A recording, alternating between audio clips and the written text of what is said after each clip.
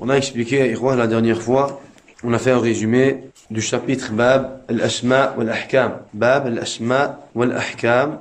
On a ici un détail qu'on a déjà expliqué auparavant. Les trois sujets, le Masail. Quand on dit les trois sujets, on parle de quoi? Quand on dit les trois sujets, on parle de, premièrement, le premier sujet, tout ce qui fait partie des bases de l'islam, le tawhid et le shirk. Le deuxième sujet, al-ma'loum min ad-din bil-dharura, tout ce qui est censé être connu dans la religion par nécessité. Et le troisième sujet, c'est quoi? C'est les sujets sur lesquels ou autour desquels il pourrait y avoir des ambiguïtés. Il pourrait y avoir des ambiguïtés. Tamam?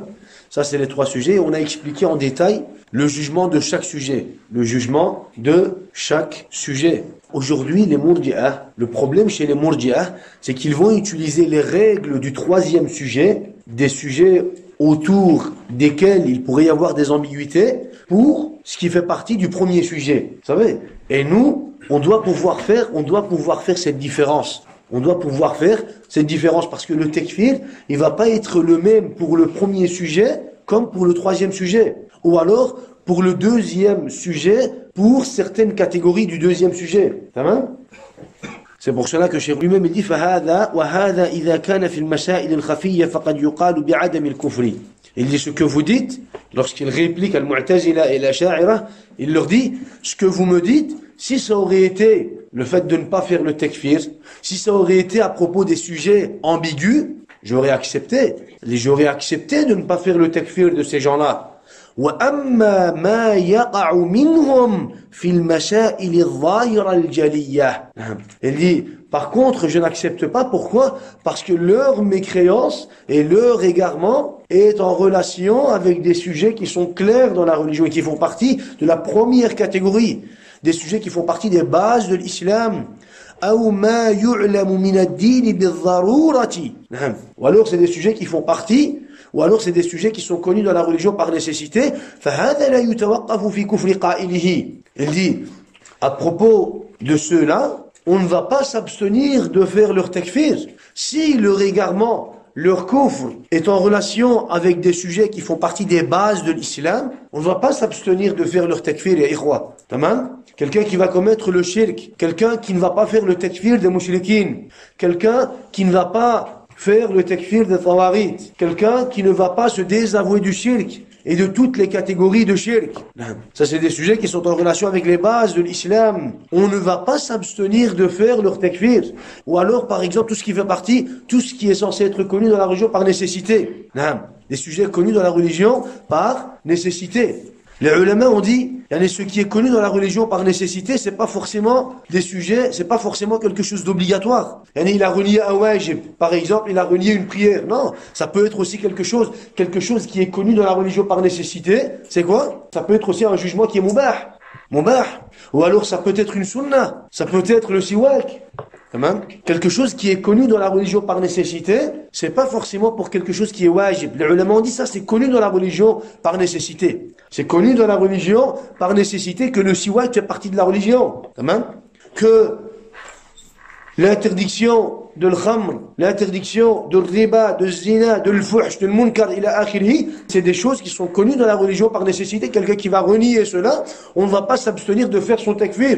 On ne va pas s'abstenir de faire son takfir, sauf pour deux catégories de personnes. Sauf pour deux catégories de personnes. On avait dit celui qui vient à peine d'accepter l'islam, ou alors celui qui vit très loin. Qui vit très loin de la science. Qui vit très loin de la science. Et quoi? Première catégorie, il n'y a pas d'exception. Le takfir est appliqué directement. La deuxième catégorie, ce qui est connu dans la religion par nécessité, il n'y a pas d'exception. Le takfir est appliqué directement. Sauf pour quelqu'un qui vient à peine d'accepter l'islam. Quelqu'un qui vient à peine d'accepter l'islam, s'il te dit, moi je savais pas qu'il y avait zakat dans l'islam. On va pas dans ce takfir. Mais quelqu'un qui vient entre les musulmans et qui dit, moi je savais pas qu'il y avait zakat, on va lui dire, toi tu renies la zakat. On va appliquer directement sur lui le takfir.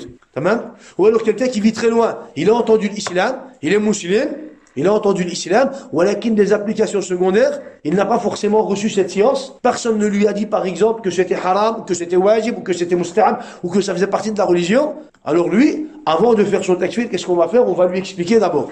On va lui expliquer d'abord. Donc dans la première catégorie, il n'y a pas d'exception. Dans la deuxième catégorie, il n'y a pas d'exception. On applique directement le takfir, sauf pour deux catégories de gens. Et dans la troisième catégorie, on fait pas quoi? Dans la troisième catégorie, on va établir les preuves, on va prendre le temps d'expliquer. Pourquoi? Parce qu'il y a des ambiguïtés. Parce qu'il y a des ambiguïtés. Tamam? Par exemple, il y a quelqu'un qui va poser une question sur le qadar. On va pas forcément faire directement son takfir. Quelqu'un qui renie le qadar, il renie quelque chose qui est en relation avec les bases de l'islam. Le qadar, l'iman ou bil qadar, ça fait partie des bases de l'islam. Mais quelqu'un qui a une ambiguïté à propos du qadar, il comprend pas très bien comment ça se fait qu'il y a le qadar et qu'il y a aussi une volonté. Tamam? Il a des ambiguïtés. Parce qu'il se base forcément sur des versets, sur des récits, sur des hadiths. Et il n'arrive pas à comprendre. Alors lui, avant de faire son takfir, on va lui expliquer. On va dire, voilà le qadar, c'est de 4 niveaux. On va lui expliquer. Et s'il persiste à renier le qadar, ou alors à avoir des doutes à propos du qadar, parce que le doute est égal à la mécréance, en ce qui concerne les bases de l'islam. Donc s'il continue à avoir des doutes, alors à ce moment-là, on va appliquer sur lui le takfir. Mafhoum, ya ikhwa. Donc ça, c'est à propos de quoi? Ça, c'est à propos de ces trois sujets. Et le musulman, il doit pouvoir faire la différence. Il doit pouvoir faire la différence. Donc, on a quoi, ya ikhwa? On a Asluddin, on a Al-Ma'loum min ad-din bil-darura. Et on a aussi Al-Masail al-Khafiyya. On a Al-Masail al-Khafiyya. Dans Asluddin, ya ikhwa, il n'y a pas de quoi? Dans Asluddin, il n'y a pas d'excuse. Il n'y a pas de ta'wil. Il n'y a pas de maslaha. Il n'y a pas de jahl. Il n'y a pas d'excuse en ce qui concerne les bases de l'islam. Quelqu'un qui dit « Ashhadu an la ilaha illallah » avant même de dire « An la ilaha illallah », quand il dit « Ashhadu », il est censé connaître. Parce que comme on l'a expliqué plusieurs fois, « Ashhadu », c'est un témoignage basé sur la science et la certitude. Donc à la base, quand tu dis « Ashhadu », quand tu témoignes, tu es censé témoigner avec quoi? Avec de la science. Avec de la science. Tu ne peux pas témoigner d'une chose dont tu ignores. Quelqu'un qui dit ashhadu et qui ignore en même temps le tawhid, on va lui dire, toi, ton témoignage, il est invalide. Parce que si tu témoignes, tu es censé témoigner d'une chose dont tu connais et dont tu as la certitude de la véracité de cette chose. Donc il n'y a pas d'excuse en ce qui concerne les bases de l'islam. Al-ma'loum min ad-din bil-darura, encore une fois, il n'y a pas d'excuse. Le takfir est appliqué directement. Tu as renié quelque chose qui est connu dans la religion par nécessité, le takfir est appliqué directement. Directement. Tamam? Ici, tabaran, quand je dis directement, dans une jama'a ou entre des musulmans, lorsqu'il y a un cas pareil, le takfir n'est pas appliqué individuellement parce qu'il y a une jama'a. Tu viens voir le responsable, tu viens voir le alim ou tu viens voir le talib ilm ou bien tu viens voir un des responsables, tu lui expliques la situation, tu lui dis voilà ce qui s'est passé, j'ai l'impression qu'il renie quelque chose qui est connu dans la religion par nécessité, alors le talib ilm il va appeler cette personne parce qu'il est musulman. Ici, on parle du takfir d'un musulman. On ne parle pas du takfir d'un mushrik. Le takfir d'un musulman, tu es censé passer par des étapes. Ouais, j'ai l'impression qu'il renie quelque chose qui est connu dans la religion par nécessité, donc je fais directement son takfir. Non. S'il est musulman, islam ou thabit yaqinan, si son islam, il est sûr, il est thabit yaqinan, on le connaît musulman, tu n'as pas le droit de faire son takfir directement selon quoi? Selon, on va dire, tes pensées, tes envies. Tu viens, t'exposes la chose, et le talib ilm, qu'est-ce qu'il va faire? Il va regarder, il va analyser. Est-ce que vraiment il renie quelque chose qui est connu dans la religion par nécessité? Il va prendre le contexte, il va prendre les circonstances en main avant d'appliquer un jugement sur qui? Sur la personne, sur le musulman. Mais le takfir de mushrik, on ne parle pas du takfir des mushrikin. Le mushrik, il est kafir, mais en plus de cela, il va renier quelque chose de connu dans la religion par nécessité. Il va rajouter quoi? Il va rajouter du kufr sur son kufr. Point. On ne parle pas de celui-là, on parle d'un musulman. Un musulman. À la base, quelqu'un qui va renier quelque chose de connu dans la religion par nécessité, s'il est musulman, parce que le musulman, il ne va pas renier quoi? Le musulman, il ne va pas renier zakat. Ici, on parle du musulman. Il ne va pas renier zakat. Il ne va pas renier une prière. Pourquoi est-ce que je dis ça, quoi? Parce que entre les musulmans, il peut y avoir quoi? Il y a par exemple deux frères qui vont rigoler, qui vont parler. Et il y a un frère qui va prononcer une parole. Il y a un frère qui va quoi? Qui va prononcer une parole. Et le deuxième va peut-être comprendre que ce frère, par cette parole, il veut se moquer, ou il veut rabaisser quelque chose qui est connu dans la religion par nécessité, ou qu'il veut se moquer d'Allah, ou qu'il veut se moquer de la religion, mais en réalité, ce n'est pas le cas. Il se précipite à faire son takfir. Pourquoi tu as fait son takfir? Parce que pour moi, il s'est moqué de la religion. Justement, il n'y a pas pour moi. Quand c'est un musulman devant toi, il n'y a pas pour moi. Pour moi, il n'avait pas le droit de faire ça. Non. C'est pas comme ça que ça marche. S'il est musulman thabit, yaqinan qu'il est musulman, qu'est-ce que tu dois faire? Tu dois porter cela à la personne qui va le questionner, qui va lui poser les questions, qui va analyser la situation, et puis qui en fonction de cela, il va faire son takfir, ou alors il va s'abstenir de faire son takfir. Et s'il fait son takfir, il va dire, Ikhwa, Foulan, il est kafir, faites son takfir. Et s'il n'est pas kafir, il va dire, Ikhwa, Foulan, il est musulman, il va dire, Akhi, t'as mal compris. En réalité, c'était pas quoi? C'était pas du koufr ce qu'il a fait. Donc ça, c'est important. Voilà qu'ici, théoriquement, quand on parle des choses qui sont connues dans la religion par nécessité, il n'y a pas d'excuse, il n'y a pas d'excuse, il n'y a pas d'excuse, le takfir est appliqué directement, sauf pour deux catégories. Hadithu ahdin bi islam man nasha'a bi badiyah. Pour ces deux catégories, il n'y a pas de takfir. Amma al-masha'il al-khafiyya, les savants d'Ahl Sunnah en général, lorsqu'ils expliquent, ils disent, vous nous critiquez parce qu'on fait le takfir de ces gens-là. Si vous nous critiquez parce qu'on fait leur takfir à propos de al-masha'il al-khafiyya, on aurait accepté votre conseil. On aurait pris en considération vos paroles. Mais le problème, c'est que le kufr de ces gens-là fait partie de la première catégorie. Man da'a aliyan kafara wa man shakka fi kufrihi kafara. Celui qui va invoquer Ali, qui va dire Ya Ali, qui va invoquer Ali, kafara, il est kafir. Celui qui va douter de son kufr aussi, il est kafir. Pourquoi? Parce que ça fait partie des bases de l'islam. Il n'y a pas de doute. Il ne peut pas y avoir de doute. Il ne peut pas y avoir de quoi? Il ne peut pas y avoir de doute. Alors, eux, ils vont utiliser quoi? Ils vont utiliser les règles. Ils vont dire non, mais ça c'est un sujet ambigu. Vous ne pouvez pas faire le takfir de ces gens-là parce qu'ils ont besoin de quoi? Ils ont besoin d'apprendre, ils ne connaissent pas, ils sont ignorants, Alors on va leur dire, ce dont vous nous reprochez, si ça aurait été des sujets qui font partie de al-masha'il al-khafiyya, on aurait accepté, on n'aurait pas fait le takfir. On n'aurait pas fait le takfir. Walakin, ça fait partie des bases de l'islam. Donc, on fait directement leur takfir. Quand ça fait partie des bases de l'islam, il ne peut pas y avoir de quoi? Il ne peut pas y avoir de retenue au niveau du takfir. Le takfir est appliqué directement. Al-Muhim, les savants ont expliqué cela en long et en large. On avait déjà expliqué ça au début. On a voulu faire une petite parenthèse.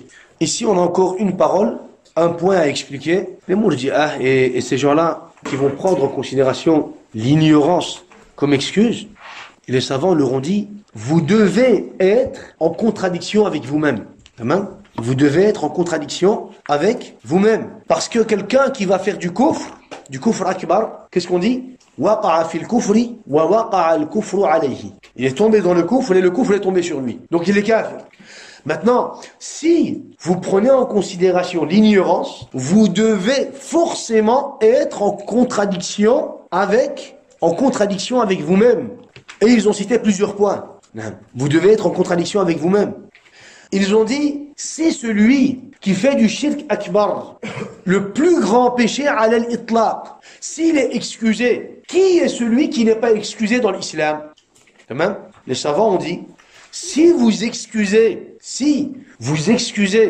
et vous n'appliquez pas le takfir sur celui qui est ignorant, vous prétendez qu'il est ignorant, vous prétendez que les gens aujourd'hui ils sont ignorants. Et à cause de cela, vous n'appliquez pas le takfir sur ces gens-là, prétendant qu'ils sont ignorants, utilisant la règle al-udhr bil-jahl. Ils ont dit, qui sont ceux qui méritent le takfir? Ces gens-là sont ceux qui commettent le shirk dans ad-du'a, dans l'invocation, dans la peur, dans l'amour, dans la soumission, dans l'inclinaison, dans la prosternation, dans le jugement. C'est des gens qui commettent du shirk à tort et à travers. C'est des gens qui donnent des associés à Allah. C'est des gens qui insultent Allah subhanahu wa ta'ala, comme j'ai cité dans le hadith al-Qudsi. C'est des gens qui mettent des créatures au même niveau qu'Allah subhanahu wa ta'ala. Si ces gens-là, c'est pas des mouchriquines. Si ces gens-là sont excusés, qui sont ceux qui ne sont pas excusés et qui sont considérés dans la religion comme mouchriquines? Alors eux, Ils sont censés dire, pour eux, à la base, il n'y a que le mu'anid qui est kafir. Tamam?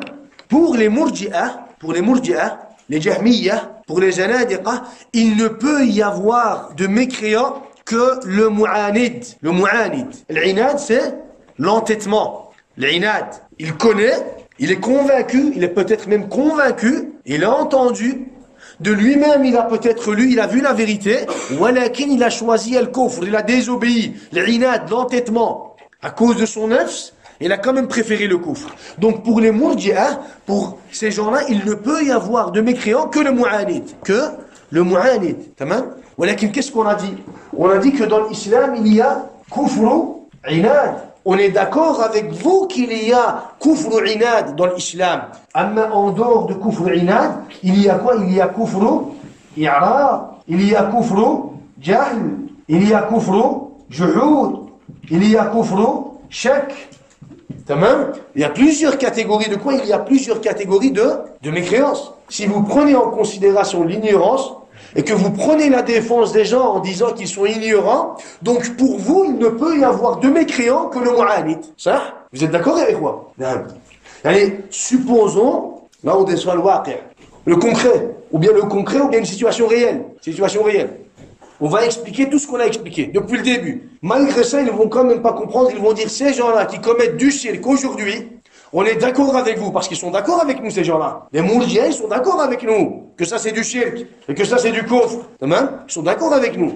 Ils ont des ouvrages et des conférences. Ils expliquent eux-mêmes Kitab al-Tawhid matin, midi, soir. Donc, ils vont dire, on est d'accord avec vous que ça c'est du shirk.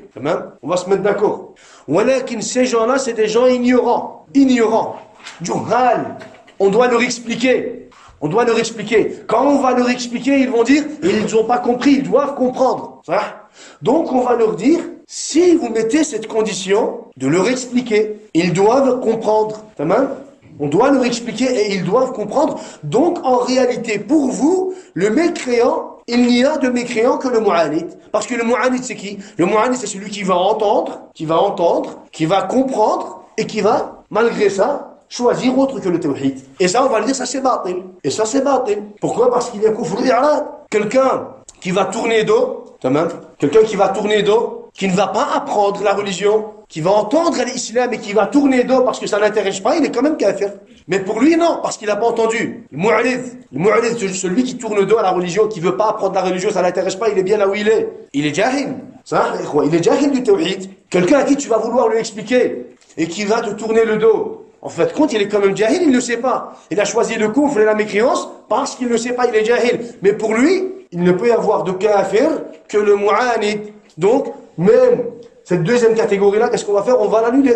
Kufr jahl. Déjà, kufr jahl, pour eux, ça n'existe pas. Kafir, jahil, c'est impossible, ça n'existe pas. Deuxième catégorie de kufr, on va l'annuler.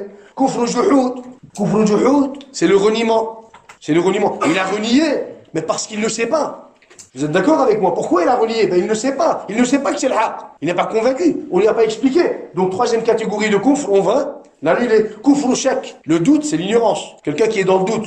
Les ulama ont dit, kufr shak, en réalité, c'est kufr jahl aussi. Walakin, la différence, c'est que l'ignorance est sous forme de doute.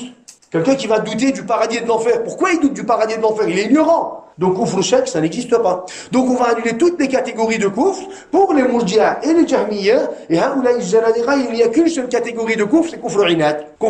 Et on va leur dire, ça, c'est batil. Et forcément, vous êtes censé être en contradiction avec votre parole. Avec votre parole. Pourquoi? Ils vont dire pourquoi? On va leur dire, فإنه لا يمكن أن يتوقف في كفر أو في تكفير من شك في رسالة محمد أو شك في البعث أو غير ذلك من أصول الدين والشاك جهل. تمام. Ils ont dit pourquoi? Ils vont dire pourquoi? On va leur dire parce que, on va leur poser la question. Celui qui doute de la prophétie de Muhammad alayhi salatu wassalam, un homme qui doute, celui qui renie, il est kafir d'office. On va leur dire celui qui doute de la prophétie de Muhammad alayhi salatu wassalam, qu'est-ce qu'il est? Ils vont être d'accord avec nous qu'il est kafir. Celui qui doute du jour du jugement, de la vie après la mort, ils sont d'accord avec nous qu'il est mécréant. Ils sont d'accord avec nous qu'ils sont mécréants. On ne peut pas s'abstenir de faire le takfir sur quelqu'un qui va douter de la prophétie de Muhammad alayhi salatu wassalam, ou qui va renier la résurrection. Quelqu'un qui renie la résurrection, quelqu'un qui doute à propos de la résurrection, ou bien quelqu'un qui doute de la prophétie de Muhammad, il est kafir mubasharatan. Et ils sont d'accord avec nous. On va leur dire, vous, à la base, vous ne pouvez pas, vous n'avez pas le droit de faire le takfir de celui qui va douter de la résurrection. Tamam? Pourquoi? Parce que pour vous, le kafir, c'est celui qui est mu'anid.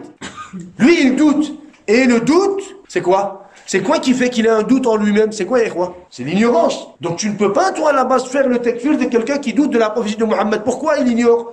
Pourquoi il a un doute? C'est parce qu'il ignore. Parce qu'il a un doute. Parce qu'il ignore, il est jahil. Il ne sait pas les miracles qu'Allah lui a donnés. Il ne sait pas les miracles du Coran al-Karim. Il ne comprend pas. Donc tu n'as pas le droit de faire ce takfir. Alors il va quoi? فَبُهِتَ الَّذِي كَفَرَ. On va lui dire, deuxième point, ça c'est le premier point. Deuxième point, الفقهاء يذكرون في كتب الفقه حكم المرتد والمرتد هو الذي يكفر بعد إسلامه نطقا أو فعلا أو شكا أو اعتقادا والشك جهل. Les ulama ont dit, on va lui dire, les fuqaha, les savants ont cité dans les livres de fiqh, chapitre al-murtad, bab al-murtad. C'est qui al-murtad? Al-murtad, les ulama ont dit, lorsqu'ils ont expliqué le murtad, al-ridda, ils ont dit al-murtad, c'est celui qui va tomber dans le kufr après avoir accepté l'islam, que ça soit avec une prononciation, une application, un doute ou une croyance. Les ulama ont cité le doute comme une cause de la mécréance. Les ulama, quand ils ont parlé, les fuqaha, les ulama, quand ils ont cité al-ridda, qu'est-ce qu'ils ont dit? L'apostasie, les causes de l'apostasie peuvent être une parole, une prononciation, une application, un doute ou alors une croyance, une conviction. Quelqu'un qui va tomber dans le doute, il est musulman. Du jour au lendemain, à cause de ce qu'il a vu, à cause de ce qu'il a entendu, il commence à douter de Isa alayhi salam. Il commence à douter. Il est musulman à la base. Il commence à douter de Isa alayhi salam. Quand il a vu Nasara, al-Kafara, il a côtoyé Nasara, al-Muhim, à la fin, il s'est retrouvé avec quoi? Avec des shubuhat à propos de Isa alayhi salam. Comment ça se fait qu'il est mentionné dans le Coran al-Karim qu'Allah l'a créé son père? Il a des shubuhat. Il commence à douter. بالإجماع والاتفاق العلماء il est kafir dans la religion. Il a un doute à propos d'un prophète, il est kafir. Mais justement, eux, ils vont être d'accord avec nous. À la base, ils vont vouloir accepter ce point-là. Mais on va leur dire non, puisque pour vous, il ne peut y avoir de mu'anid, il ne peut y avoir que de mu'anid qui va être considéré comme kafir, vous ne pouvez pas accepter ce point-là. Le musulman qui va douter de sa religion, qui va douter d'Allah, qui va douter des prophètes, qui va douter de le Coran, je commence à avoir un doute. Murtad. Le ulama ont dit murtad, mubasharatan. Commence à douter de l'haq, il est murtad. J'ai un doute sur le paradis et l'enfer. Murtad. Mais pour ces gens-là, ils ne pourront pas. On va leur dire, vous ne pouvez pas. Quand on va leur demander, ils vont dire non, il est murtad. Il a douté, il est murtad. Pourquoi il a douté, il est murtad? Le doute, c'est l'ignorance. Pourquoi il doute? C'est parce qu'il est ignorant, il n'a pas assez de science, c'est pour ça qu'il doute. Donc à la base, on va leur dire, vous êtes en contradiction avec vous-même. Le troisième point, ils ont dit, لازم هذا القول أن لا نكفر جهلة اليهود والنصارى والذين يسجدون للشمس والقمر والأصنام لجهلهم. Les savants ont dit, لازم قولكم, لازم, يعني, ce que votre croyance vous oblige, puisque vous nous imposez à chaque fois de faire iqamat al-hujja avant de takfir, puisqu'à chaque fois vous nous sortez l'udhr bil jahl comme excuse, alors votre croyance vous impose, vous demande de ne pas faire le takfir des ignorants juifs et chrétiens, et des ignorants qui adorent le soleil et la lune et les étoiles. Ça? Pourquoi? Pourquoi, parce qu'ils sont ignorants. Ils sont ignorants. Ahlul Kitab, j'ai cité dans le Coran al-Karim, Ahlul Kitab. Il y a même une différence au niveau des jugements à propos d'Ahlul Kitab et les mushrikoun, les kuffars. Amma, la majorité des chrétiens aujourd'hui, juhal. La majorité des juifs aujourd'hui, juhal. Donc si c'est à chaque fois cet argument que vous allez nous rapporter, ça doit être une excuse, comment on dit, une excuse valable pour toutes les situations. C'est pas que quand ça t'arrange, c'est le udhr bil jahl, et quand ça ne t'arrange plus, ouais mais ici, non mais en réalité, eux c'est parce que. Et puis ils ont dit, والذين حرقهم علي بن أبي طالب بالنار ولا الذين حرقهم علي بن أبي طالب بالنار لأننا نقطع أنهم جهال. On va leur dire, vous ne pouvez pas, selon votre croyance, faire le takfir de ceux dont Ali ibn Abi Talib a brûlé. Pourquoi? Parce qu'on sait bien à 100% que ceux qui sont tombés dans le kufr et dont Ali ibn Abi Talib les a brûlés étaient des gens ignorants, juhal. Sahih ikhwa, ces gens-là qui ont dit huwa, en parlant de Ali ibn Abi Talib, ils ont dit c'est lui, notre Dieu. Ils sont tombés dans le jahl, dans le kufr, dans le shirk. Ali ibn Abi Talib, il les a brûlés.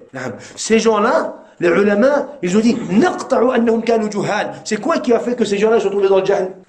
C'est quoi qui a fait que ces gens-là sont tombés dans le kufr? C'est quoi? Si ce n'est pas leur ignorance, c'est quoi qui a fait que ces gens-là sont tombés dans le kufr et dans le shirk? Donc à la base, on va leur dire, votre croyance vous impose de ne pas faire le takfir aussi de ces gens-là, et ça c'est batil. Ali ibn Abi Talib, il a fait quoi? Il a fait leur takfir. وقد أجمع المسلمون على كفر من لم يكفر اليهود والنصارى أو شك في كفرهم ونحن نتيقن أن أكثرهم جهال. نعم. Les ulama, cinquième point, ils ont dit, les musulmans, il y a l'unanimité, le ijma' des musulmans, que celui qui ne va pas faire le takfir des juifs et des chrétiens, il est considéré comme kafir, ou alors celui qui va douter de la mécréance des juifs et des chrétiens, il est considéré comme quoi? Comme kafir.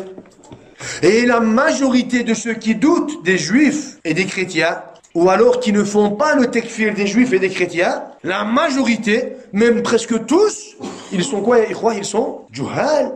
Ils sont juhal. Donc, selon vos principes, on ne pourrait pas faire le takfir de celui qui va douter d'un juif et d'un chrétien. Donc on va dire le mourji lorsqu'il va te dire al-udhru bil jahl, ils sont ignorants.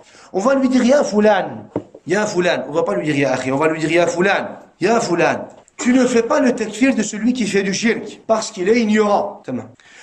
Celui qui va douter d'un juif et d'un chrétien, de la mécréance d'un juif et d'un chrétien. Il va dire moi je doute qu'il est mécréant. Pour moi les juifs et les chrétiens, moi je doute. Il y a des gens qui doutent, il y a des gens qui doutent de la mécréance des juifs et des chrétiens, qui doutent. Ça ne veut pas dire qu'il les rend musulmans, ils doutent, ou alors il ne les rend pas mécréants, ils doutent. On va lui dire, quel est son jugement? Mubasharatan, en courant, il va te dire, en hurlant, il va te dire, non, il est kafir, il est kafir. Il ne peut pas douter.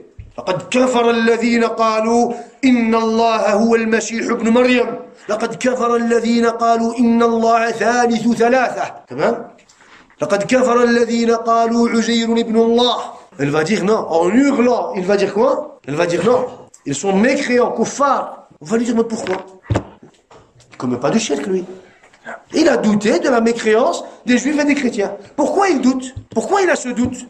Il n'a peut-être pas entendu les preuves du Coran et de la Sunna. Il n'a pas entendu les quelques versets que je viens de citer. Pourquoi il doute? Il est ignorant. Il est ignorant à la base. Donc comment se fait-il que toi, quand ça t'arrange, l'ignorance devient une excuse et quand ça ne t'arrange plus, tu fais le takfir à tort et à travers? Si tu ne fais pas le takfir de celui qui fait du shirk akbar, à la base, tu ne dois pas faire le takfir de celui qui va douter de la mécréance des juifs et des chrétiens. Pourquoi? Parce que celui qui doute, il est ignorant aussi. Il est ignorant. Tu ne dois pas faire aussi le takfir de ceux dont Ali ibn Abi Talib a brûlé. Pourquoi? Parce qu'il les a brûlés, parce qu'ils sont tombés dans le kufr et dans cet égarement, parce qu'ils étaient ignorants. Parce que c'est l'ignorance qui a fait qu'ils sont tombés dans ce kufr. Dans ce kufr. Tamam? Et puis ils ont dit, le sixième point, من سب الصحابة أو واحدا منهم أو افترى أو اقترن بسبه دعوى أن عليا إله أو نبي أو أن جبريل غلط فلا شك في كفر هذا بل لا شك في كفر من توقف في تكفيره. خلاص. Tu ne fais pas toi le takfir de celui qui fait le shirk akbar. Quelqu'un qui insulte le prophète, quelqu'un qui insulte les compagnons radwanullahi alayhim, quelqu'un qui va dire Aliyun ilah, quelqu'un qui va dire Jibril ghalat. Ghalat à Jibril, ça veut dire Jibril il s'est trompé. Il devait ramener la révélation à qui? À Ali. Il s'est trompé, il a ramené la révélation à Muhammad alayhi salatu wassalam. Quelqu'un qui va dire cela, quel est son jugement? Kafir. Bi-ijma' al-ulama, pour nous il est kafir. Eux aussi ils vont dire la même chose. Non, il est kafir mubasharatan. Il va dire que Jibril الروح الأمين روح القدس الأمين على وحي الله عز وجل جبريل عليه السلام dire qu'il s'est trompé il est kafir مباشرة les ulama ont dit il est kafir يعني celui qui va insulter le prophète, la religion, qui va dire Ali Ilah, ou qui va insulter, ou qui va dire que Jibril alayhi salam s'est trompé, il est kafir. Les ulama, ils ont fait l'ijma' que celui qui va douter de cet homme, de la mécréance de cet homme, lui-même il est kafir. Lui-même il est kafir. Tamam? Et celui qui va insulter l'anbiya, qui va insulter le sahaba, ou qui va insulter l'anbiya, ou qui va insulter le malaïka, ou qui va dire Jibril il s'est trompé. Les ulama ont dit, les kafir, ils sont kuffar. Ceux qui vont dire ce genre de paroles, ils sont kuffar. Ceux qui vont douter de la mécréance de ces gens-là, eux aussi sont kuffar. Ça veut dire, il les rend pas musulmans, ils doutent. Yari al-Rafidi, un chi'i, un mujrim. Khalli al-Rafidi, khalli le chi'i. Il y a un homme ici, il dit qu'il a en lui-même le tawhid. Il dit la ilaha illallah Muhammad Rasulullah, il dit qu'il est sunni. Walakin, il insulte un des prophètes. Il insulte un des prophètes. Et aujourd'hui, ils insultent les prophètes. Quand Moussa alayhi salam, dans le verset où quand Moussa alayhi salam est revenu de l'Miqat, il est revenu de là où Allah Azza wa Jal lui avait désigné de se diriger pour recevoir les commandements, pour recevoir la révélation. Quand il est revenu et qu'il a retrouvé son peuple tombé dans le shirk, qu'est-ce qu'il a fait? Il a pris son frère Haroun par sa barbe et lui a dit et Haroun, il lui a dit Ibn Akhi, la ta'khudh bi lihiyati wa la bi ra'si. Il y a des ulama qui insultent, subhanallah, quand ils font le tafsir, des paroles de kufr. Vous savez, des paroles de kufr. Ils insultent Moussa alayhi salam. Bil ijma' les ulama, ils ont dit les kafirs. Bil ijma'. Celui qui va douter de son kufr, on parle de qui? On parle pas de celui qui va dire non, il est musulman. Ou bien, il va juger qu'il est musulman. Non. Ici, on parle de celui qui va douter. Ça veut dire, je sais pas. Celui qui va dire il est musulman, d'office lui il est kafir. Amma, celui qui va douter, ça veut dire moi je sais pas en réalité. Peut-être qu'il est musulman, peut-être. Allah, je sais pas. Est-ce que tu sais, toi, que cet homme a prononcé ce genre de paroles et il a écrit dans son tafsir ce genre de paroles? Est-ce que tu le sais? Oui. Donc il est kafir ou il est musulman? Quelqu'un qui insulte un prophète, il est musulman ou il est kafir? Il est kafir. Lui, je sais pas. Je doute. Je doute. Le ulama, ils ont dit, bil ijma' il est kafir. Le deuxième, celui qui doute, il est kafir. Il est kafir. Alors ils ont dit, à la base, si vous ne faites le takfir, si vous nous ramenez à chaque fois à tort et à travers l'ignorance comme excuse, pourquoi vous faites le takfir de ceux qui vont dire Ghalata Jibril? Pourquoi vous faites le takfir de ceux qui vont insulter? Même si entre parenthèses, ils ne font plus le takfir de ceux qui insultent les prophètes. Walakin, pourquoi est-ce qu'à la base vous êtes censés, vos ancêtres, on va dire, parce que leurs ancêtres, on va dire Jahmiya, Murji'a, ils étaient mieux qu'eux. Pourquoi est-ce que vos ancêtres, les Jahmiya et Murji'a, Al-Mu'tazila, Al-Ash'a'ira, ila akhirih, pourquoi est-ce qu'ils faisaient le takfir de ces gens-là? Clairement, vous êtes en contradiction. Tamam? Et puis on va dire le point suivant. من زعم أن الصحابة ارتدوا بعد رسول الله إلا نفرا قليلا ليبلغون بضعة عشر أو أنهم فسقوا فلا ريب في كفر قائله بل من شك في كفره فهو كافر. الله أكبر. Ils ont dit, celui qui va présenter que les sahaba, les compagnons, sont devenus apostats, murtad après la mort du prophète, sauf quelques compagnons. Quelques compagnons. En dehors de quelques compagnons, As-Sahaba, les compagnons sont devenus murtad. C'est quoi le jugement de celui qui va dire ça? Kafir. Celui qui va dire que les compagnons sont devenus mécréants après la mort du prophète, il est kafir. Les ulama ont dit celui qui va douter de la mécréance de cet homme, il est aussi kafir. Il est aussi kafir. Donc à la base, tu vas lui dire, chauffe, celui qui commet du shirk, tu fais son takfir? Non, pourquoi? Il est ignorant? D'accord. Celui qui va dire que les compagnons, ils sont devenus murtad après la mort du prophète, il est kafir? Pendant, il est kafir lui. Lui, il est kafir. Pourquoi il est kafir? Pourquoi il est kafir? Il commet du kufr. Il dit des paroles de kufr. Mais il n'a pas insulté Allah. Il a insulté, entre parenthèses, il aurait insulté, il aurait rabaissé, ou je veux dire, il aurait fait du tort à des compagnons. Quand c'est Allah qui est en question, tu trouves une excuse, subhanallah, tu dis l'udhr bil jahl. Quand c'est les prophètes ou bien sahaba radhiyallahu alayhim, tu ne retrouves pas ou tu ne rapportes pas la même excuse. Pourquoi est-ce que ces gens-là ont insulté? Pourquoi est-ce qu'ils ont dit qu'ils sont tombés dans la mécréance? Ils sont devenus apostats? Pourquoi? C'est des juhal, c'est des ignorants, ils ne connaissent pas de tarikh. Ils ne connaissent pas l'histoire du prophète et l'histoire des compagnons. C'est vrai qu'ils ne connaissent pas. Donc, ils sont censés être musulmans. Alors là, il va commencer à quoi? Il va commencer à se poser des questions. Aussi, les ulama ont dit, ومن ظن أن قوله تعالى وقضى ربك ألا تعبدوا إلا إياه بمعنى قدر كفر وارتد عن الإسلام لأن لازم هذا أنه ما عبد إلا الله فإذا عبد الصنم فهو الله عند أهل الاتحاد والحلولية. تمام. وهذا من أعظم الناس كفرا بالكتب كلها. Les ulama ont dit وقضى ربك ألا تعبدوا إلا إياه وقضى ربك ألا تعبدوا إلا إياه وقضى. قضى ça veut dire quoi? قضى أوجب أمر كتب وقضى. Allah a décrété, il a jugé, il a ordonné. Ton Seigneur a ordonné seul son adoration. Il vous a ordonné de l'adorer seul, sans lui donner d'associé. Tamam. Maintenant, dans la langue arabe, il y a... Pourquoi on dit al-qada ou al-qadar? Al-qada, c'est quoi al-qada? Al-qada, ça peut être aussi utilisé pour al-qadar. Ça veut dire qaddara. Qaddara. Qaddara, c'est quoi? C'est destiné. C'est pas pareil. Tamam. Ahl al-hululiyya wal-ittihad, la jama'a d'Ibn Arabi al-Soufiyya al-Quburiyya, eux, qu'est-ce qu'ils disent? Ibn Arabi, quand il fait le tafsir, il dit qada, ça veut dire qaddara. Allah n'a destiné que son adoration. Tamam. Ça veut dire quoi? Ça veut dire Allah n'a voulu que son adoration. Il n'a destiné que son adoration. Donc, tout ce qui est adoré en dehors d'Allah sur terre, à la base, c'est quand même l'adoration d'Allah. C'est quand même l'adoration d'Allah. C'est pour cela qu'ils ont dit, ils disent eux, dans leur parole,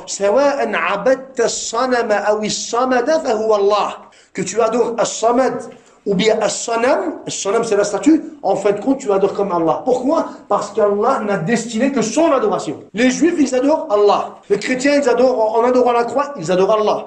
Ceux qui se prosternent devant la tombe, ils adorent Allah. Pourquoi? Parce que Allah, la ilaha illallah, pour eux c'est quoi? La ilaha illallah, pour eux c'est la mawjouda illallah. C'est pour ça qu'on les appelle al-hululiyya, al-hululiyya, al-ittihadiyya.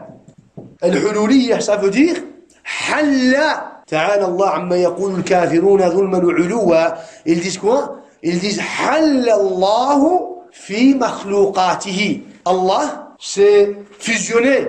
Hululiyya, l'ittihadiyya, c'est le fait de se fusionner avec les créatures. C'est la fusion d'Allah avec ses créatures. C'est comme ça qu'ils disent. C'est pour ça qu'ils disent Allah. C'est pour ça quand tu leur demandes où est Allah, ils disent astaghfirullah. Où est Allah? Ça voudrait dire que tu destines un lieu à Allah. Non, parce que le prophète a posé la question à Al-Jaliya. Ayn Allah mustawiyun ala arshihi. Mais eux, pour eux, ils disent Allah, il est partout. Il est dans ses créatures. حلولية الاتحادية الكفرة مشركون ou les kuffars. Ibn Arabi il est kafir, sa jama'a c'est des kuffars, et celui qui va douter du kufr d'Ibn Arabi et de sa jama'a lui-même il est kafir. Et celui qui va douter du kufr de celui qui doute du kufr il est kafir aussi. Il n'y a pas, il est akhri. Ouais mais attends, ça ne fait pas, on va dire la chaîne de kafir, il n'y a pas de la chaîne. Ici c'est même à 1 million, c'est tous des kuffars. Le ulama il est kafir. C'est pour cela que le cheikh, on va dire le cheikh d'Ibn Arabi, Al-Hallaj il a été condamné. Le khalifa à son époque, l'Abbasiyya, ils l'ont décapité. Tellement il avait des paroles de kufr. Tellement, Ibn Arabi, tu lis son livre, tu deviens fou. Tellement c'est rempli de kufr. Alors les ulama ont dit, celui qui va faire, lorsqu'il fait le tafsir, lorsqu'il va lire ce verset, il va lire en faisant le tafsir que c'est qaddara, il est kafir. Il est kafir, et celui qui va douter de son kufr, il est aussi kafir. Tu vas lui dire ça. Tu vas lui rapporter Ibn Arabi. Kafir, direct. Murji'a al-Jahmiyya, ils sont connus. Ils ont peur. C'est le nom qui, je veux dire, ils ont pas peur de faire le takfir. Quand c'est Ibn Arabi, non, il est kafir. Et celui qui doute, il est kafir aussi. Ça fait le silsila takfir, silsila ou bien silsila fit takfir, non? Non, ici il n'y a pas de, ici il est kafir. Celui qui doute, t'es sûr, il est kafir aussi. Pourquoi? Mais subhanallah, ils disent qu'Allah il est partout, ils disent que... Ben quoi? Il est jahil. Il est ignorant, il ne sait pas. Il croit que c'est qaddara, qaddara. Pour lui, je ne sais pas, il ne connaît pas la langue arabe. Mais il s'est trompé. À la page amara, awjaba, il a dit quoi? Il a dit qaddara. Il est jahil. Alors il va bugger. Quand l'écran il bug et que tu dois remettre recette pour le redémarrer, il va bugger et puis tu vas enchaîner avec les autres points. Tamam? Et puis ils ont dit أخبر الله تعالى عن الكفار أنهم في شك مما تدعوهم إليه الرسل وأنهم في شك من البعث وقالوا لرسولهم وإنا لفي شك مما تدعوننا إليه مريب. Dans سورة إبراهيم le verset 9. Donc Ibrahim 9, Al-Jathiyah 32, Al-A'raf 30. Allah subhanahu wa ta'ala nous dit dans le Coran al-Karim que les kuffars ont refusé l'appel des prophètes parce qu'ils étaient dans le doute. Allah Azza wa Jal, lorsqu'il nous parle d'une catégorie de kuffars, dans le Coran al-Karim, il nous dit qu'ils ont mécru, ils ont refusé l'appel des prophètes. Pourquoi? Parce qu'ils étaient dans le doute. Ils ont dit wa inna la fi shak mimma tad'unana ilayhi murib. Et nous sommes dans le doute de ce dont à quoi tu nous appelles. On est dans un doute, on ne sait pas. On est dans un doute, on ne sait pas si c'est le haq ou si c'est le batil. Malgré ça, c'est Allah, il nous a informé. Allah subhanahu wa ta'ala dit qu'ils sont kuffars, ces gens-là. Qu'ils sont kuffars. Donc Allah subhanahu wa ta'ala, a aussi cité une des autres catégories du kufr en dehors de kufr inad. Ça veut dire que la seule catégorie pour que l'homme soit kafir, ou la seule cause pour que l'homme soit kafir, n'est pas forcément l'entêtement. Un doute, ça le rend kafir. C'est pour ça que dans Kitab al-Tawhid, qu'on a expliqué le deuxième chapitre, c'est quoi? C'est quoi le deuxième chapitre, ikhwa? Jamais on n'a pas fait d'examen, on a tout oublié. Qu'est-ce qui se passe, ikhwa? C'est quoi le deuxième chapitre? Juste le titre. C'est quoi le deuxième chapitre de Kitab al-Tawhid? Non. Comment? Ça, c'est le 4. Deuxième chapitre. Le premier, au moins, vous savez le premier chapitre, Inch'Allah. Le deuxième chapitre, c'est les mérites du Tawhid. Allah, il dit comme. J'ai pas demandé le 30e chapitre, on va dire 32, 48e chapitre. Tu vas me dire, toi 48, attends, 40, je connais le 45e, mais comment? Je t'ai demandé le deuxième chapitre. Et à la base, combien j'ai fait le tanbih, combien j'ai fait la remarque de maîtriser les 6 premiers chapitres, combien j'ai fait la remarque de maîtriser les 6 premiers chapitres. 6 premiers chapitres, c'est les bases. 6 premiers chapitres, c'est les bases, Tamam? Donc, c'est les mérites de Kitab al-Tawhid, c'est les mérites du Tawhid. Je m'avais oublié ce que je voulais dire. C'est les mérites dans ce chapitre, dans le deuxième chapitre, wa anna al-jannata haqqun wa an-nar haqqun. Tamam? Et celui qui va témoigner que le paradis et l'enfer, que le paradis est une vérité, que l'enfer est une vérité. Tamam? Celui qui va douter, il est kafir. Celui qui va douter, il est kafir. Moi, je voulais dire autre chose, je pense, mais je vous appelle moi. Le point suivant, ya ikhwa. Le point suivant, ils ont dit, les ulama ont dit, celui qui va, on va utiliser les catégories ici. Le juhud, c'est le reniement. On va lui dire, quelqu'un qui va renier que le pain c'est halal. Ou quelqu'un qui va renier que le khamr est interdit, que le vin est interdit. Que le vin est interdit. C'est quoi son jugement si c'est quelqu'un qui n'est pas censé renier cela? Qui ne fait pas partie de ces deux catégories. C'est quoi son jugement? Il va dire, il est kafir. Il ne peut pas renier cela. Il renie. On va lui dire, mais comment ça se fait que tu renies? Comment ça se fait que tu le rends mécréant? S'il renie, c'est qu'il est ignorant. Donc en fait, compte, il renie parce qu'il est ignorant. Donc à la base, tu n'es pas censé faire son takfir. Ça? Tu n'es pas censé faire son takfir. Et puis les ulama, ils ont retourné la règle de l'inad. Contre le murji. Ils lui ont dit, toi, tu ne fais le takfir que du mu'anid. Le mu'anid, c'est qui? Le mu'anid, c'est celui qui va entendre, il est convaincu, c'est la vérité, mais à cause de son entêtement, il va repousser et il va accepter, il va quand même suivre le kufr. Ça? Mu'anid. On va lui dire, les ulama ont dit, on va lui dire quoi? Comment on va savoir qu'il est mu'anid à la base? On va retourner la règle contre lui. On va lui dire, à la base, même lui, on peut pas faire son takfir. Ça fait? Il va faire le takfir d'une personne. Pourquoi tu fais son takfir? Il va dire parce qu'il est mu'anid. On va dire, comment tu sais qu'il est mu'anid? Pour savoir qu'il est mu'anid, il doit avoir avoué, il doit le dire. Moi, je suis convaincu de ce que tu me dis, mais je choisis quand même le shirk. Et ça n'existe pas. Qui va dire, moi, je suis convaincu de ce que tu me racontes, je suis convaincu de cette vérité, de qala Allah, de qala Rasulullah, mais je vais quand même choisir, on va dire, le kufr. Qui, à part, on va dire, le majnoun? Ça fait, aujourd'hui encore, Allahu a'lam, les savants, je vous dis, à la base, tu peux pas savoir qu'il est mu'anid, tu dois lui demander. Donc, à la base, même lui, tu peux pas faire son takfir. Ça fait, même le mu'anid, à la base, il pourrait presque pas faire son takfir. Ça va? Alors, le 12e point, ça c'était le 11e, le 12e point, ils ont dit quoi? Les ulama, lorsqu'ils ont parlé, les ulama de l'hadith et du tafsir, lorsqu'ils ont parlé du kufr, ils ont dit que le kufr pouvait être appliqué avec des paroles, des applications ou des croyances. Et aucun de ces savants, ils ont cité la condition de quoi? Ils ont cité la condition de l'entêtement. Pourquoi tu nous rapportes à chaque fois, toi, l'entêtement de l'inad? Pourquoi? Les savants, lorsqu'ils ont parlé du kufr, des applications qui font sortir la personne de l'islam, ou bien de nawaqid de l'islam, des annulatifs de l'islam, que les savants nous a cité l'entêtement comme condition. Pourquoi est-ce que toi, à chaque fois, tu rebondis sur l'entêtement comme si c'était une condition? Comme si c'était une condition. Tamam? Tamam. Allez, celui qui va citer une autre condition, il est ala al-batil, comme celui qui va citer al-inad comme condition. Allez, celui qui citerait, on va dire, al-shak comme condition, faut qu'il doute. On va lui dire, est-ce que quelqu'un qui va venir et qui va dire, oh, mais il faut qu'il doute. Il va citer à chaque fois la condition du doute. Il va mettre le doute comme condition pour le couvre, pour qu'on puisse le considérer comme kafir. Est-ce que tu vas accepter cela? Non. Alors on va dire, pourquoi est-ce que toi tu ramènes à chaque fois l'inad comme si c'était une condition? Malgré qu'il n'y a aucun des savants qui a cité cela comme quoi? Comme condition. Ça va? Le point suivant, ils ont dit quoi? Ils ont dit quoi? Al-Bourd. Al-Bourd, c'est quoi? La haine. La haine. Celui qui va haïr le Coran, ou le prophète, ou la religion à l'islam, quel est son jugement? Il va dire il est kafir. Il haït la religion, il déteste, on va dire il a de la haine envers l'islam, envers le prophète, envers le Coran, il est kafir. Il est kafir. Et s'il est ignorant, est-ce que pour le considérer, on va lui dire, est-ce que pour le considérer kafir, tu vas citer la condition de la science? Il doit haïr, mais avec science pour le considérer kafir. Est-ce que tu vas citer cette condition? Jamais. Jamais. Quelqu'un qui va haïr le Coran, il est kafir d'office, le mourdi, le jahmi. Tu vas chez le plus grand zindiq, il va dire, encore entre parenthèses, tu vas chez le plus grand zindiq, il est censé te dire, il est kafir. Quelqu'un qui haït Allah, le prophète, le Coran, la sunna, c'est quoi son jugement? Il va dire, il est kafir mubasharatan. Est-ce qu'il y a la condition de l'ilm? Pourquoi tu cites pas la condition de l'ilm?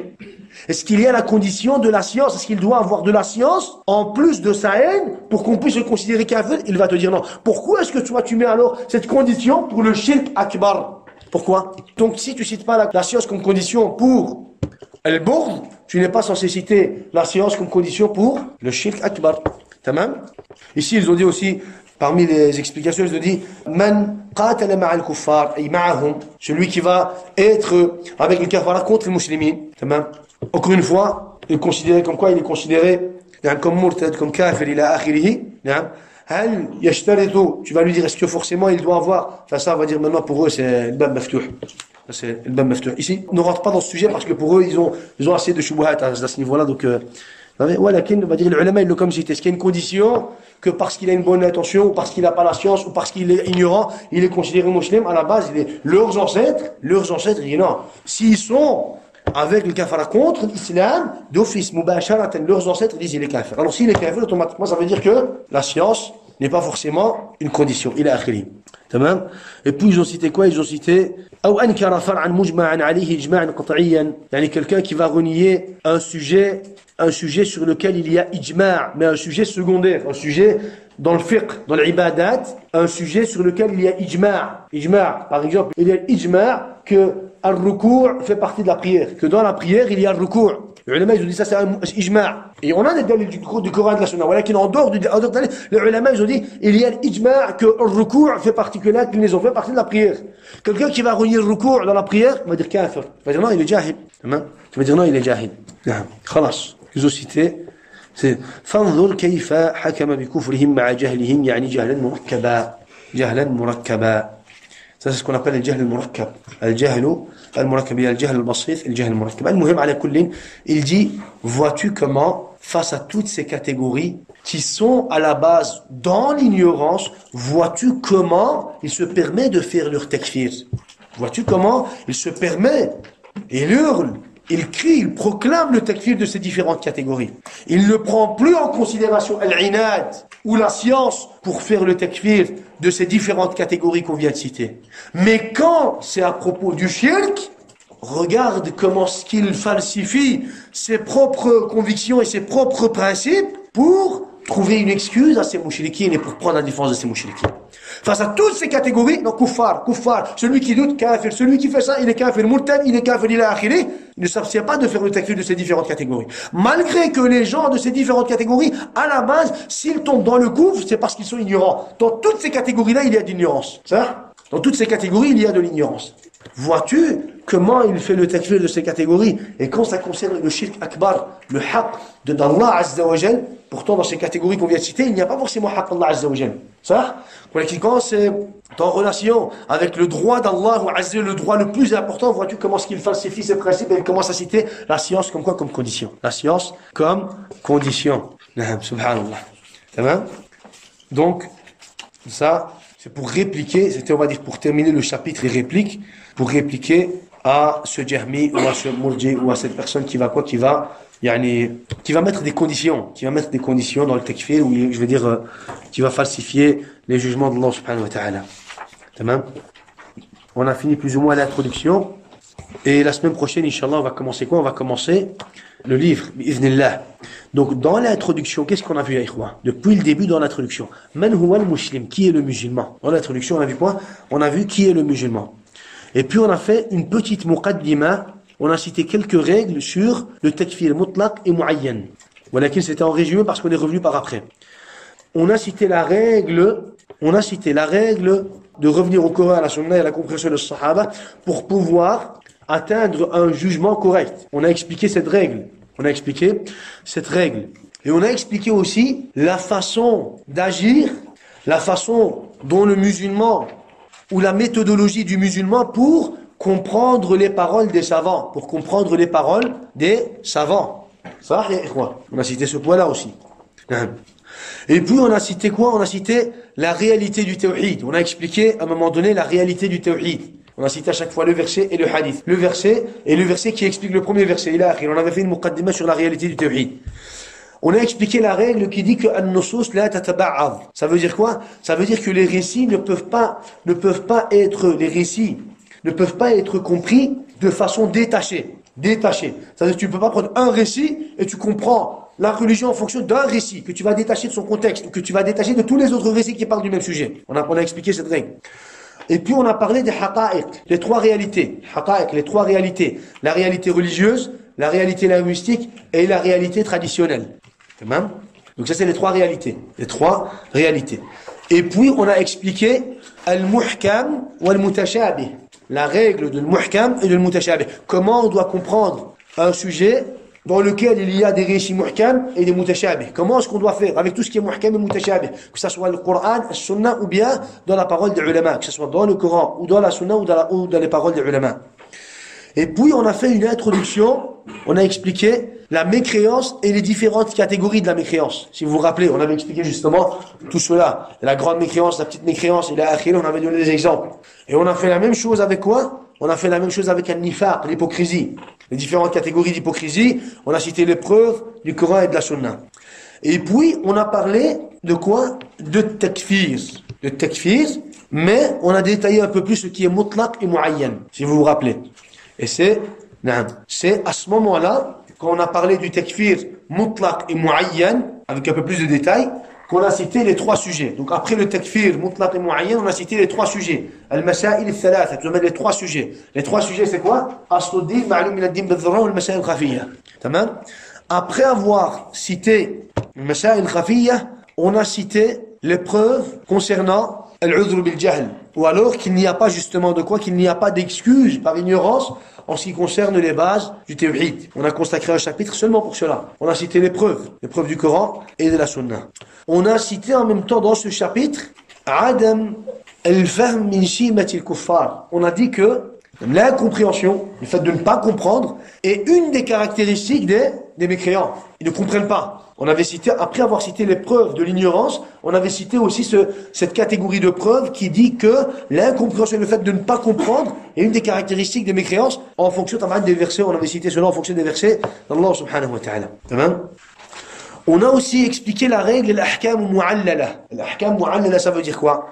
Ça veut dire que les jugements dans la religion sont basés sur des causes. Les jugements, c'est pas il y a un jugement et point. Pourquoi il y a un jugement? Pourquoi il est mushrik? On avait expliqué la règle que l'ahkam mu'allala. Et là où il y a la illa, il y a le jugement. Là où il y a la caractéristique, on va dire, il y aurait quoi? Il y aurait le jugement. On avait expliqué cette règle. On a expliqué al-ijtihad fi masail ad-din.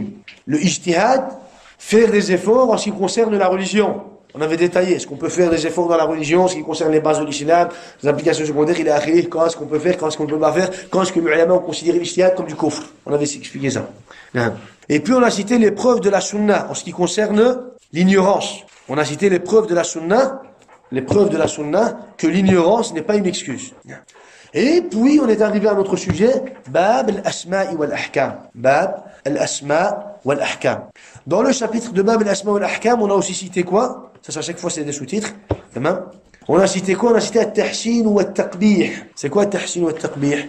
C'est le fait de considérer comme bien quelque chose bien ou mauvais en fonction de quoi? En fonction de la logique. On avait expliqué ça. La logique et le jugement de la logique. Bien ou mauvais. La logique et le jugement de la logique en tant que bien ou mauvais.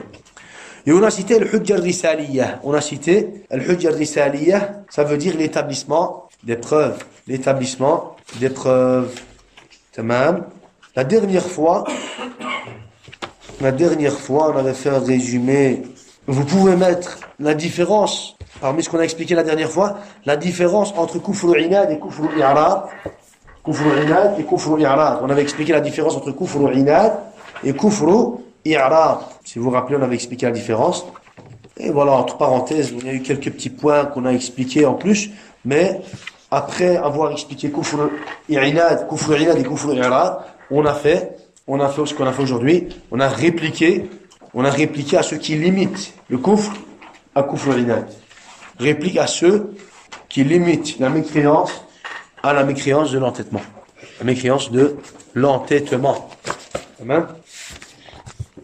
Et on a fini de cette façon. On a fini quoi, Irwa? On a fini le chapitre de la Muqaddima de Kitab Mufid al-Mustafid. Tous les sujets qu'on a vus, c'est des sujets très très importants. C'est des sujets très très importants. Qu'il ne faut pas mélanger, qu'il faut bien comprendre, maîtriser. Qu'il faut bien comprendre et qu'il faut maîtriser. C'est des sujets dont le musulman, le talib ilm, en a besoin. Aujourd'hui, on est dans une époque de fitna. Et le musulman, pour pouvoir contrer tous ces doutes et ces mauvaises explications, qu'est-ce qu'il doit faire? Il doit connaître comment répliquer, comment rejeter, comment détruire les doutes des mouchriquines et de ceux qui veulent prendre la défense des mouchriquines. Donc, barakallahu fikum wa jazakumullahu khairan wa subhana rabbika rabbil izzati amma yasifun wa salamun ala al-mursalin walhamdulillahi rabbil alamin.